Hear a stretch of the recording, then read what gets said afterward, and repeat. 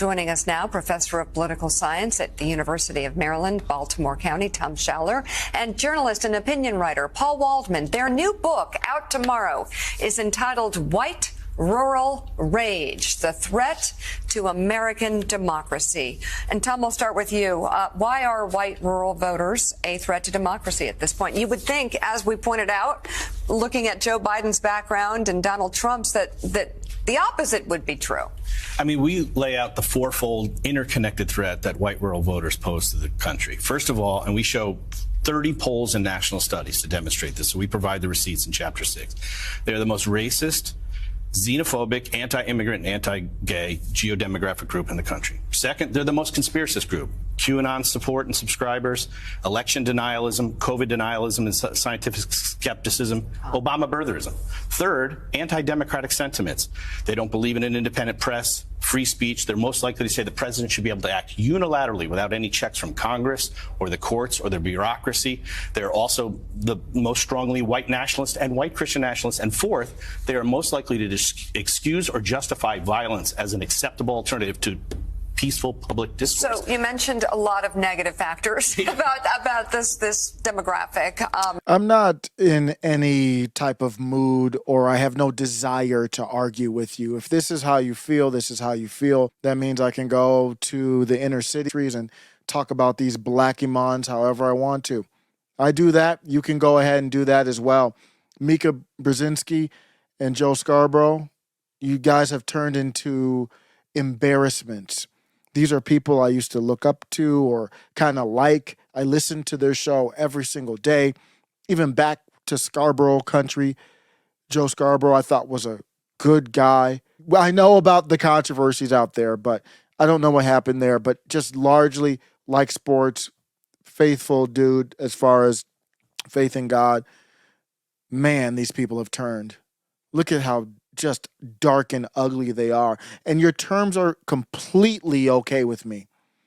Let's just be honest with each other. I think it feels better. You can spit your vitriol. Other people can spit their vitriol. We all know the people who are paying attention knows what this is all about. When you look at the Electoral College map, you've got blots of blue in these cities and everywhere else is red. So what they're saying is we will somehow take you over. Because the people that they're talking about here, the white rural rage, I want to understand white rage, and I'm black. The people that they're talking about, they're the people that bring you your potatoes, your soybeans, your corn, all of these different things, your burgers. Yeah, and black people, your fried chicken too. What we need to do is peacefully just say, this ain't working. Voting for Grandpappy Don, I'm not against him, not against you. That ain't fixing this. This leads towards very dark, very bad places, and I have no desire to try to fix this system that created this. I have no desire to try to take it over and then do to them what they did to their political enemies. He's talking about freedom of the press when Joe Biden perp walked a member of the Blaze, Steve Baker, over a misdemeanor from 3 years ago.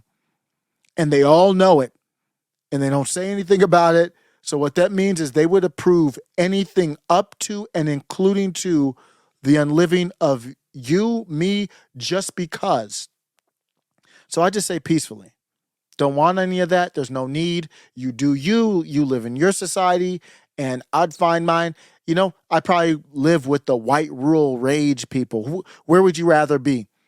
In the south side of Chicago, where the first time I went to Chicago, I got lost in the south side of Chicago. And I was like, I don't want to be in the south side of Chicago. I've been in many rural areas of this country, never had a problem. You don't cause beef, there won't be none. There'll be a less likelihood of that beef. That goes for the city too. But when you look at the rural areas of this country, you have people who just love the country. They have traditions, just like there's traditions everywhere else. It's incredible to see how peaceful they are, to be called racist, xenophobes, all this different stuff, and to just let it brush off your shoulder. I think it's a little bit too much of a toxic tolerance. I think we need to see peace, of course, but white rural people stand up and say, no, no, no, no, that's not what we're going to do here. It went from deplorables to worse because they know they're not getting your vote back. And they know with the Electoral College, they can't win. So that's why they're coming after. That's why they're coming after you. And I'm going to leave out like this.